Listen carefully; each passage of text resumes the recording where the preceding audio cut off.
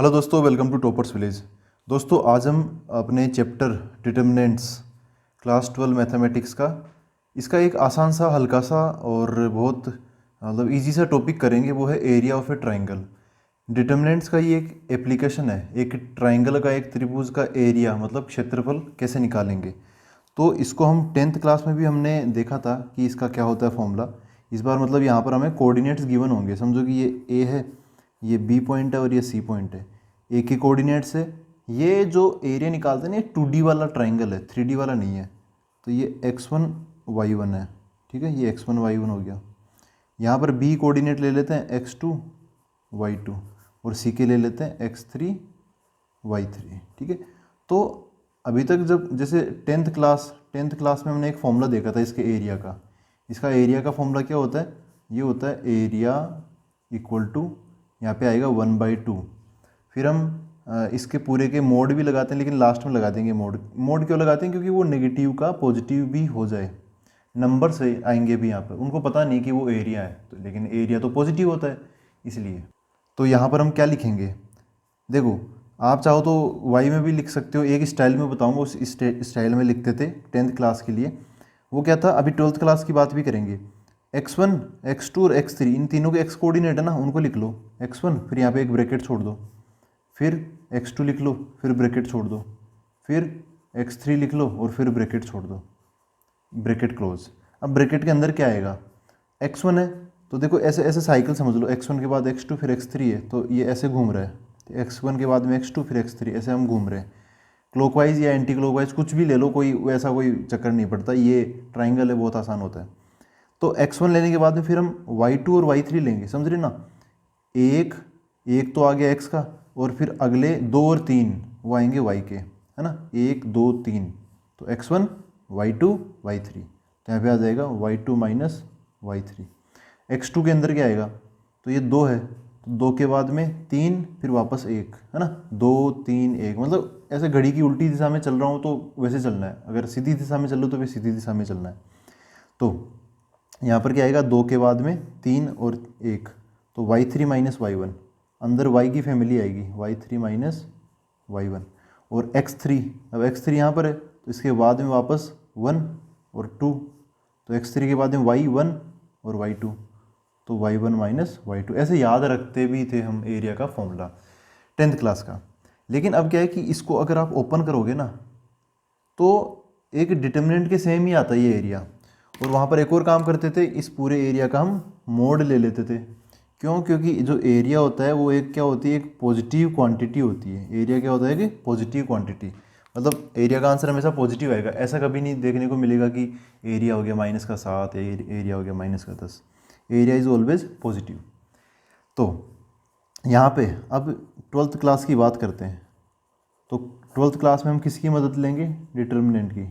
याद रखना काफ़ी आसान होता है इससे, ठीक है। डिटर्मिनेंट की हम मदद लेंगे। कैसे?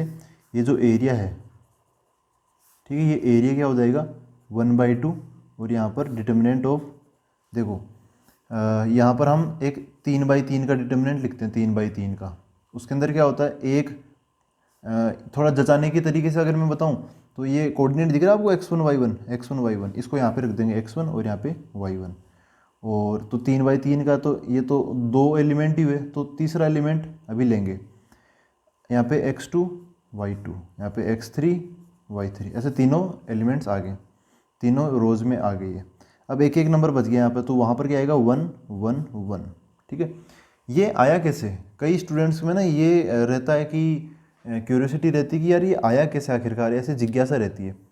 तो मैं एक चीज़ बताऊँ, ये जो एक्सप्रेशन है, ठीक है, ऐसा कोई नहीं है कि डिटर्मिनेंट का ये मतलब होता है, नहीं, ऐसा नहीं है।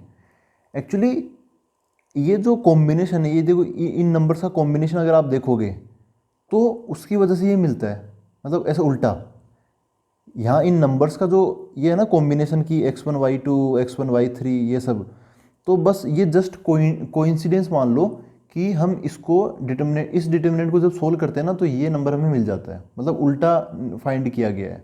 किसी के पास होगा इतना टाइम, तो क्या किया गया, इस ये जो एक्सप्रेशन है ना, इसको वापस ऐसा जचा दिया, वापस जचा दिया। इसको जब आप सोल्व करोगे, इसको एक्सपेंड करोगे ना, तो वापस इसको खोलेंगे ना तो ये हमें मिल जाएगा। बस इतना सा कंसेप्ट है इसमें। ऐसा नहीं है कि डिटर्मिनेंट का ये एरिया वाला मतलब होता है, ऐसा नहीं, ऐसा कुछ नहीं है। इसको सोल्व करेंगे तो ये मिल जाएगा हमें, ठीक है। अगर कोई चीज़ एडजस्ट करनी होती तब यहाँ पे कोई एडजस्टमेंट होता, तो उसकी वजह से पहले वो आया, बाद में ये आया, उन्हीं को रीअरेंज करके डिटर्मिनेंट की शक्ल दे दी। अब यहाँ पर बस ये चीज़ और ध्यान रखेंगे, इस डिटर्मिनेंट का आंसर तो नेगेटिव भी आ सकता है, तो बाद में हम क्या ले लेंगे, इसका मॉडुलस ले लेंगे, ठीक है। इसका क्या ले लेंगे हम, मॉडुलस। तो ये जो साइन है ये तो है डिटर्मिनेंट का, अंदर वाला जो ब्लू वाला है, और बाहर वाला जो रेड वाला है ये क्या है, मॉडुलस। बुक्स के अंदर जनरली ये दिया नहीं जाता, क्योंकि फिर स्टूडेंट्स कन्फ्यूज़ हो जाते हैं कि ये मॉडुलस है या फिर वो मॉडुलस है या फिर इनमें डिटर्मिनेंट कौन सा, ऐसा कन्फ्यूजन हो जाता है। तो मैं आपको वैसे अलग से बता रहा हूँ, जो बाहर वाला है वो तो है मॉडुलस, ताकि इसका जो भी आंसर आए वो फाइनली प्लस का हो जाए। मॉडुलस माइनस को प्लस बना देता है। तो ये है एरिया का फॉर्मूला, इसको याद रखना आसान है, x1 y1 x2 y2 x3 y3 और लास्ट में 1 1 1 ऐसे, ठीक है। अभी इसको अप्लाई करना भी सीख लेंगे, उससे पहले कुछ ज़रूरी चीज़ें हम यहाँ पे नोट करके लिख लेते हैं। पहली चीज़ तो ये है कि एरिया पॉजिटिव क्वांटिटी होती है तो आपको इसका मॉडुलस लेना ज़रूरी है, ठीक है। मॉडुलस लेते रहना। मान लो कई बार फॉर्मूला नहीं होता लेकिन लास्ट में आपको खुद से यहाँ पे पॉजिटिव साइन लगाना पड़ेगा। तो ये पहला पॉइंट तो मैंने ऐसे मॉडुलस लगा के कवर कर दिया। दूसरी चीज़, जब भी एरिया इज़ गिवन, समझो कि एरिया पहले से दे रखा क्वेश्चन में, ठीक है। इफ़ एरिया इज़ गिवन, मान लो कि क्षेत्रफल हमें दे रखा है, तो उस केस में देन ये जो डिटर्मिनेंट है ना, ये अंदर वाला ये, तो इसकी ये जो भी डिटर्मिनेंट है उसकी वैल्यू को हमें प्लस और माइनस दोनों लेना पड़ेगा। मान लो कि जो एरिया है ना वो दे रखा है ए, कितना दे रखा है, ए दे रखा है, तो आपको यहाँ पर फिर यहाँ पे ऐसा लेके चलना पड़ेगा, ऐसे जो भी डिटर्मिनेंट है ये हाफ वगैरह जो भी सिस्टम है यहाँ पे आ जाएगा हाफ, और ये तो डिटर्मिनेंट है तो ऐसे हाफ डिटर्मिनेंट इक्वल टू, आपको प्लस माइनस लेके चलना पड़ेगा। ऐसा क्यों, क्योंकि वही बात, वैल्यूज़ को नहीं पता होता कि वो एरिया का काम कर रही है ना। कैलकुलेशन जब आप करोगे तो इसका आंसर प्लस भी आ सकता है, माइनस भी आ सकता है, उसका फाइनली मोड लेंगे और वो एरिया बन जाएगा। जब एरिया दे रखा हो, जैसे मान लो कि एरिया दे रखा है 5, तब ये अंदर वाला नंबर क्या रहा होगा, हो सकता है कि ये 5 ही रहा हो सकता है ये -5 रहा हो। तो दोनों संभावनाओं के लिए हम यहाँ पे प्लस माइनस लगा के चलते हैं, ठीक है। जब भी एरिया दे रखा हो, वापस सोल्व करते टाइम आपको कोई चीज़ पूछी होगी उसके अंदर, अगर एरिया दे रखा होगा तो सोल्व करते टाइम ये प्लस माइनस का ध्यान रखना। और उसकी अगली चीज़, दूसरा पॉइंट, अगर इफ़ 3 पॉइंट्स आर कोलिनियर, तब उसके समझो कि 3 पॉइंट कौन से हैं, ये ले लेते हैं ए बी सी। मानो कि 3 पॉइंट क्या है, कोलिनियर है, तो क्या होगा, कोलिनियर का मतलब क्या होता है, संरेखीय, हिंदी में क्या बोलते हैं, संरेखीय। तो जैसे समझो कोलिनियर मतलब एक लाइन में है, ऐसे रहे होंगे ए बी सी, तो इनमें क्या होगा, अगर ये एक लाइन में नहीं रहे होते तो ये जो बी है ये थोड़ा सा ऊपर उठा हुआ रहता है ऐसे, ए बी सी, तो इसका कुछ ना कुछ एरिया आता, ठीक है। लेकिन इस केस में क्या होगा, इसका जो एरिया होगा वो क्या होगा, जीरो हो जाएगा। ऐसे ये एक ट्राइंगल उसको पिचका दिया तो उसका एरिया खत्म हो जाएगा, जीरो हो जाएगा। तो जब भी 3 कोलिनियर पॉइंट हो, देन जो एरिया होगा उनसे बना हुआ, ए बी सी से बना हुआ, वो क्या हो जाएगा, जीरो हो जाएगा, मतलब हम उनको जीरो पुट कर देंगे। तो ये थोड़ा बहुत किसी कंडीशन में काम आता है। अब हम कुछ 1-2 एग्जाम्पल करते हैं तो आज का ये अपना थ्योरी का पार्ट फिर कंप्लीट हो जाएगा। देखो दोस्तों, ये है question, find area of triangle A B C. यहाँ पर ए दे रखा है, बी दे रखा है, सी दे रखा है, मैंने खुद से कोई वैल्यूज ली है, यहाँ पे देखो क्या बनेगा। तो अब हमें इसका एरिया निकालना है, तो एरिया बोले तो हमें इनको ऐसे अरेंज करना पड़ेगा, हाफ ऑफ डिटर्मिनेंट में रखना पड़ेगा। सबसे पहले x1 y1, तो ये 3 और 8 ले लेता हूँ, 3 और 8, फिर x2 y2 दूसरा वाला आ जाएगा 5 और 1, फिर ये तीसरा वाला आ जाएगा -4 और 2। यहाँ पे अब एक और, यहाँ पे एक कॉलम और होता है, क्योंकि डिटर्मिनेंट जो होगा वो तो स्क्वायर होता है ना। 3 रोज है तो 3 ही कॉलम होनी चाहिए, तो तीसरी जगह यहाँ पे 1 1 और 1 से भरी जाती है। और फाइनली इसका हम क्या लेके चलते हैं, मॉडुलस लेके चलते हैं, ऐसे मॉडुलस, ठीक है। ये अंदर वाला तो क्या है, डिटर्मिनेंट ना, ये वाला, और जो बाहर वाला जो रेड वाला है वो क्या है, मॉडुलस। कई बार मॉडुलस नहीं भी लगाते, लेकिन लास्ट में अगर नेगेटिव आंसर आता तो उसका पॉजिटिव बना देते हैं।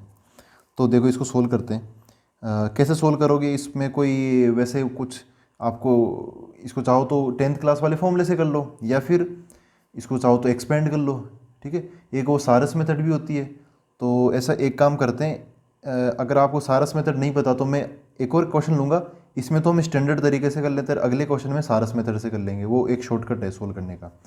तो इसको कैसे करेंगे, मैं इसको एक्सपेंड कर देता हूँ। चलो इसके अलोंग एक्सपेंड कर देता हूँ ना, R1 के अलोंग। तो यहाँ पे लिख देता हूँ बाय एक्सपेंडिंग अलोंग R1, ठीक है। तो क्या बनेगा ये 1/2, सबसे पहले 3 आएगा तो 3, इसके अंदर 2/2 की मैट्रिक्स, फिर 8 आएगा 8, लेकिन 8 का जो सिंबल है वो माइनस का आएगा, ठीक है। क्यों? क्योंकि इसकी जो पोजीशन है ना वो कौन, देखो ये है A11, A12, A13। तो A11 में 1 और 1 को जोड़ेंगे तो 2 आंसर आएगा, इवन आता ही प्लस का।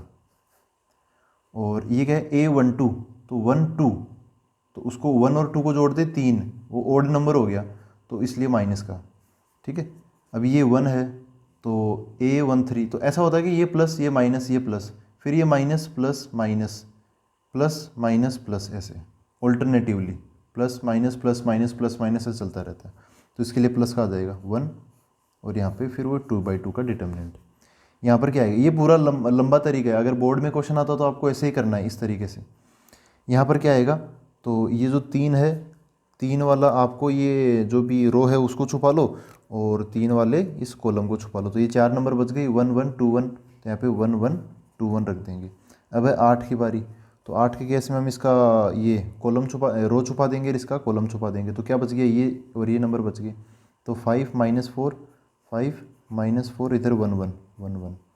अब लास्ट में क्या है, ये 1 है तो ये वाला 1 है, तो हम इनको छुपा देंगे, इसका रो और इसका कॉलम छुपा देंगे, ये नंबर बच गए।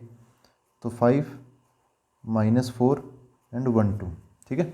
इनको सोल्व कर लेते हैं, ये 2/2 के सिस्टम है, तो इनको इसको इससे मल्टीप्लाई करना है, इसको इससे मल्टीप्लाई करके सोल्व कर लेना है। बाहर की तरफ मॉडुलस मत भूलना, एरिया क्योंकि पॉजिटिव होता है। तो ये हो गया मॉडुलस ऑफ 1/2, 3, अंदर क्या बचेगा 1 - 2 -8, 5 -4, तो प्लस का 4 हो जाएगा। अब मैं एक एक चीज़ अगर आपको बताऊंगा तो क्वेश्चन, छोटा सा क्वेश्चन बहुत लंबा हो जाएगा, तो कुछ कैलकुलेशन तो आप दिमाग में कर ही सकते हैं। 1, ये 5 2 10 -4, तो प्लस का 4, ऐसे ये बंद, और ये मॉडुलस। इनको सोल्व करके लिखते तो ये बन गया 1/2, ये कितना हो गया -3, ये 5 4 9 हो गया ना, तो माइनस का 72, और ये कितना हो गया प्लस का 14 हो गया, ठीक है। तो ये बन गया। अब इनको सोल्व करें, अगर हम मॉडुलस लगाना मत भूलना, तो इसको पूरे को सोल्व करेंगे तो 72, ये 75 हो गया, 75 माइनस का, और ये है तो माइनस का 61 हो गया, माइनस का 61, और बाहर /2। अब देखो मॉडुलस है ना, तो ये आंसर, अब ये नंबर्स है, इनको नहीं पता कि ये आगे जाके एरिया का काम करेंगे। अगर मॉडुलस नहीं लगाते तो फिर ये क्या बन जाता, माइनस का आंसर आ जाता। तो मॉडुलस लगाएंगे तो एरिया चूँकि पॉजिटिव होता है, तो हमें ऐसे यहाँ पे लास्ट में स्क्वायर यूनिट्स, जितने भी स्क्वायर यूनिट्स है वो आ जाएगा, ठीक है। तो ये एक क्वेश्चन था जिसमें हमें सीधा सीधा फॉर्मूला, सीधा सीधा डिटर्मिनेंट अप्लाई करना सीखा। अब इसका उल्टा करते हैं। देखो दोस्तों, ये है एग्जाम्पल, CBSE के बच्चे जान पा रहे होंगे, ये एक एग्जाम्पल है उनकी बुक में। तो इसको हम सोल्व करके देखते हैं इसमें क्या है। फाइंड द इक्वेशन, अच्छा क्वेश्चन है, देखो find the equation of the line joining A 1,3 B 0,0 using determinants and also find के।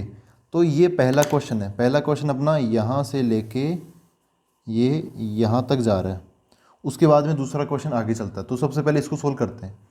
A और B, देखो ऐसे हवा में 2 पॉइंट ले लेते हैं, A यहाँ पर B यहाँ पर, ठीक है। तो A B, A पॉइंट क्या है 1,3, B पॉइंट क्या है 0,0। तो इनसे अब देखो, इनको ज्वाइन कर दिया हमने, तो एक लाइन बनेगी ना जो कि इनसे पास होगी, ऐसे होके ऐसे आगे तक जाएगी, ठीक है। ये क्या बन गई, एक लाइन। तो लाइन है तो हमने क्लास 11th में पढ़ा था, लाइन की इक्वेशन भी हमें फाइंड करना आना चाहिए। वैसे वहाँ तो कई सारे टूल्स थे, 2 पॉइंट फॉर्म लगा दो, पॉइंट स्लोप फॉर्म लगा दो, तो एक लाइन की इक्वेशन हमें मतलब आनी चाहिए। तो अब डिटर्मिनेंट से कैसे निकालेंगे? देखो लाइन है तो लाइन पर हम हमेशा एक पॉइंट मान लेते हैं, वेरिएबल पॉइंट पी। कौन सा? वेरिएबल पॉइंट पी मान लेते हैं। वहाँ पर भी इसकी लाइन की डेरिवेशन हम ऐसे ही करते थे, यहाँ पर भी ऐसे ही करेंगे। वेरिएबल पॉइंट पी मानोगे, अब ये पी घूमेगा फिरेगा एक लाइन के ऊपर, तभी तो वो अपना पाथ बनाएगा, एक अपना रास्ता बनाएगा। उसी रास्ते को क्या बोलते हैं हम? लाइन बोलते हैं। तो इस पी के बारे में हमें जानकारी होनी चाहिए। पी फिलहाल नहीं पता, और देखो ये दो coordinate, x coordinate y coordinate, तो पी के भी हम कोऑर्डिनेट्स मान लेंगे। पी के कोऑर्डिनेट क्या मान लेंगे? एक्स कोमा वाई मान लेंगे। ठीक है, तो ये जो पी पॉइंट है, अब ए, पी और बी ये तीनों पॉइंट क्या हो गए? कोलिनियर हो गए, एक ही लाइन पर स्थित हो गए। पी हालांकि एक वेरिएबल पॉइंट है तो घूमता रहेगा, लेकिन ए और बी तो फिक्स है। तो यहाँ पर हम ये जो लाइन है ना ए बी, इस पर एक पॉइंट मान लेंगे, लेट कर लेते हैं। Let P x comma y lies on line joining A B. ठीक है, ए और बी को ज्वाइन करने वाली जो लाइन है उस पर स्थित है कौन सा? ये पी पॉइंट। तो इसका मतलब क्या है? P, A and B are collinear. ये क्या हो गए? एक लाइन में स्थित हो गए, कोलिनियर हो गए, संरेखीय हो गए। तो कोलिनियर हो गए, और अभी अभी हमने पढ़ा है कि जब भी तीन पॉइंट कोलिनियर होते हैं तब उनका जो एरिया होता है वो क्या कर देना है? हमें जीरो कर देना है। तो इसका एरिया जीरो कर देंगे। तो यहाँ पर ऐसे बोलूँगा, area of triangle P A B equal to zero. ठीक है, तो इसको सोल्व करें। एरिया कैसे निकालते हैं? अब यहाँ पे क्या बोला? Using determinants. तो एरिया निकालना पड़ेगा यूजिंग डिटर्मिनेंट्स। तो मैं यहाँ पर क्या लगाऊंगा? हाफ ऑफ, और यहाँ पे डिटर्मिनेंट पहले ये लिख लेता हूँ 1 3, फिर ये पी वाला आ जाएगा एक्स वाई, फिर ये बी के कोऑर्डिनेट आ जाएंगे 0 0, और यहाँ पे लास्ट में 1 1 1 हम खुद से लगाते हैं। This is equal to 0। Modulus लगाने की ज़रूरत इस बार है नहीं, क्योंकि मॉडुलस लगाएंगे, मॉडुलस का आंसर क्या आ रहा है? 0। तो मॉडुलस हटाओगे तो 0 के आगे प्लस माइनस लगाने की कोई दिक्कत नहीं है। ये 1/2 भी यहाँ से हट जाएगा। अब हमें इसको सारस मेथड से सोल्व करके बता देता हूँ, चलो है ना, इसको सारस मेथड से। तो देखो सारस मेथड में क्या करते हैं, इसको मैं एक बार दोबारा लिख लेता हूँ। 1x 0 3y 0 1 1 1 ऐसे लिख लिया, और इसकी वैल्यू क्या है? 0 के बराबर। ठीक है, सारस मेथड क्या है? एक शॉर्टकट है। वैसे आपको अगर करना है, बोर्ड में आता है, तो आपको प्रॉपर इस तरीके से करना पड़ेगा, इस तरीके से। ठीक है, मैं अब क्योंकि आप इस क्वेश्चन को भी इस तरीके से कर सकते हो, लेकिन फिर भी आपको नई मेथड समझाने के लिए मैं सारस मेथड बता रहा हूँ। क्या करते हैं, उसको ऐसे बोलते हैं SARRUS मेथड। देखो इसमें क्या करते हैं, ये जो स्टार्टिंग के दो कॉलम है ना, तीनों नहीं, दो कॉलम है ना, ओनली दो कॉलम, इनको दोबारा लिख लेते हैं। 1x 0, और ये क्या है? 3y 0। ठीक है, अब ये वाला मल्टीप्लिकेशन करते हैं हम सबसे पहले। तो 1 इंटू वाई इंटू 1 है ना, इन तीनों को मल्टीप्लाई कर लेते हैं। तो 1 इंटू वाई इंटू 1 क्या आ गया? y आ गया। अब इसको मल्टीप्लाई कर लेते हैं। 3 इंटू 1 इंटू 0, तो 0 आ गया। अब इसको मल्टीप्लाई कर लेते हैं। 1 इंटू एक्स इंटू 0, तो ये भी 0 आ गया। ठीक है, फिर माइनस लगाते हैं। अब हम ये वाला मल्टीप्लिकेशन करेंगे, रेड पेन से कर देता हूँ ये वाला मल्टीप्लिकेशन। 0 इंटू वाई इंटू 1, तो 0 मल्टीप्लाई हो गया, तो 0 आंसर बन गया। ठीक है, प्लस अब हम ये वाला मल्टीप्लिकेशन कर लेंगे। 0 इंटू 1 इंटू 1, 0 बन गया, प्लस अब लास्ट में ये वाला मल्टीप्लिकेशन कर लेंगे। तो 1 इंटू एक्स इंटू 3x हो गया। ठीक है, ऐसा करके RHS क्या है? 0, तो 0, बस इतना सा हो गया। अब इसमें पूरा एक्सपेंड करने की ज़रूरत नहीं होती, इसलिए तो शॉर्टकट है ये। तो ये क्या बच गया? y माइनस ये क्या बच गया? 3x बराबर 0। ये वो है लाइन। इस लाइन की इक्वेशन क्या है? ये y माइनस 3x बराबर 0। ये लाइन हमें मिल गई। ठीक है, अब हम इसके अगले पार्ट पर आते हैं। देखो अगला पार्ट क्या है? And find k if d जो कि क्या है? k, 0 is a point such that area of triangle ABD is 3 square units. तो अब इस लाइन के अलावा एक पॉइंट है d, k, 0, k की वैल्यू हमें बतानी है, ताकि ABD का एरिया कितना है? 3 स्क्वायर यूनिट आ जाए। तो अब हम यहाँ पे नेक्स्ट पार्ट करते हैं इसके बाद में। ऐसे हैं ABD, A के कोऑर्डिनेट 1,3, बी 0,0, सी कितना है के, सॉरी सी नहीं है इस बार डी है ना, तो A B D, triangle A B D. D की कोऑर्डिनेट क्वेश्चन में दे रखे हैं k,0। इसका जो एरिया है वो दे रखा 3 स्क्वायर यूनिट्स। तो एरिया क्या हो जाएगा, मोड लगाना पड़ेगा, क्योंकि मैंने बोला ना एरिया इज़ गिवन। जब एरिया पहले से पता हो तब हमें सोल्व करते वक्त प्लस माइनस लगा के फिर खोलना पड़ेगा। दोनों संभव है। देखो क्या है कि ये जो डी है ना वो इधर भी हो सकता है, यहाँ पर भी हो सकता है, ऐसे 3, अगर इसका एरिया 3 है तो वो इधर भी बन सकता है, कोई दिक्कत नहीं है। या फिर और कहीं यहाँ पर भी इधर उधर मूव कर सकता है, ज़रूरी नहीं इधर ही बने, इधर उधर भी मूव कर सकता है, इसलिए वो संभावनाएं आती है। एरिया का फॉर्मूला 1/2, फिर डिटर्मिनेंट आएगा। तो पहले 1,3, 1,3, फिर 0,0, फिर k0 और इधर 1,1,1, ये आ जाएंगे। ठीक है, इसको सारस मेथड से सोल्व करके बताता हूँ। देखो ये जो मॉडुलस है ना, ये मॉडुलस, इसको जब हम हटाएंगे, अब अंदर वाला नंबर पूरा सोल्व होकर आंसर कितना दे रहा है 3, तो अंदर वाला जो नंबर है ये, इसका आंसर या तो डायरेक्ट 3 आया होगा, 3 का मॉडुलस 3 बन गया होगा, या फिर इस अंदर वाले की वैल्यू -3 भी आ सकती है, -3 का मॉडुलस 3। तो अंदर वाला कुछ भी हो सकता है, ये जो अंदर वाला नंबर है ये +-3 में से कुछ भी हो सकता है। तो अंदर वाले को लिख लेता हूँ मैं 1/2, ये अपना। अच्छा इसको डिटर्मिनेंट को सोल्व करते हैं, तो इसमें चाहो तो आप डायरेक्ट एक्सपेंड कर लो इसके या इसके तरीके से किसी से भी, और अगर आप सारस मेथड लगाना चाहो तो सारस मेथड से कर लो। इस बार सबसे आसान है कि आप इसको एक्सपेंड कर लो। ये जो दिख रहा ना ये वाला कॉलम, इसके अलोंग एक्सपेंड कर लो। तो यहाँ पे है 3 फिर अच्छा 3 को हम छुपा लेंगे, मतलब 3 का ये रो छुपा लिया और ये कॉलम छुपा लिया। तो क्या मिला, इधर तो 0k और इधर 1,1, तो इधर 0k 1,1।